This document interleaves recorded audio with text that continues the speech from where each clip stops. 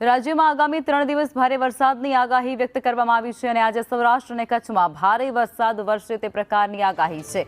અન્ય વિસ્તારોમાં વરસાદી ઝાપટા પડવાની પણ સંભાવના રહેલી છે અને આવતીકાલથી સમગ્ર રાજ્યમાં વરસાદનું જોર વધી શકે છે, જેમાં ખાસ કરી દ્વારકા, રાજકોટ અને જૂનાગઢમાં ભારે વરસાદની આગાહી છે અને આ સાથે જ પોરબંદર, ગીર સોમનાથમાં પણ વરસાદની આગાહી રહેલી છે।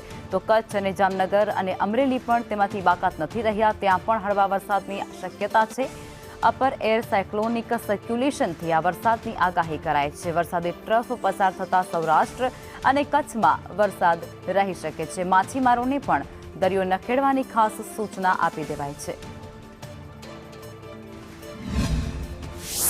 રાજ્યમાં 5 દિવસ સાર્વત્રિક વરસાદ રહેવાનું અનુમાન હવામાન વિભાગ તરફથી કરવામાં આવ્યું છે। સાથે જ 5 દિવસ માછીમારોને દરિયો ન ખેડવાની સૂચના પણ આપવામાં આવી છે, કારણ કે અપર એર સાયક્લોનિક સર્ક્યુલેશન એક સક્રિય થઈ રહ્યું છે અને એક વરસાદી ટ્રફ પસાર થઈ રહ્યો છે, જેના કારણે આજે સૌરાષ્ટ્રના કેટલાક ભાગો કે જેમાં આજે ભારેથી અતિભારે વરસાદ વરસી શકે તેવી સંભાવનાઓ જોવા મળી રહી છે, જેમાં ભાવનગર, મહુવા, બોટાદ, રાજકોટ, ગોંડલ, જૂનાગઢ, પોરબંદર, વેરાવળ, જામનગર સહિતના જે તમામ વિસ્તારો છે તે ભારેથી અતિભારે વરસાદ આ વરસાદી ટ્રફ જે પસાર થઈ રહ્યો છે તેના કારણે પડી શકે સૌરાષ્ટ્રના ભાગોમાં વરસાદ તેવી સંભાવનાઓ જોવા મળી રહી છે।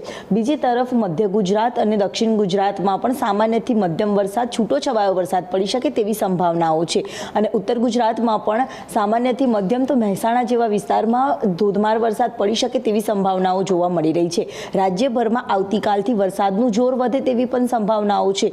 એક વરસાદી સિસ્ટમ જે સક્રિય થઈ રહી છે। મહત્વનું છે કે રાજ્યમાંથી ચોમાસું છે તે હવે વિદાય લઈ રહ્યું છે અને વિદાય લેતા પણ કેટલાક વિસ્તારોમાં ધોધમાર વરસાદ પણ વરસી રહ્યો છે, જ્યારે દરિયાઈ કાંઠાના વિસ્તારોમાં ગાજવીજ સાથે પવન સાથે વરસાદ પડી શકે તેવી પણ સંભાવનાઓ હવામાન વિભાગ તરફથી વ્યક્ત કરવામાં આવી છે।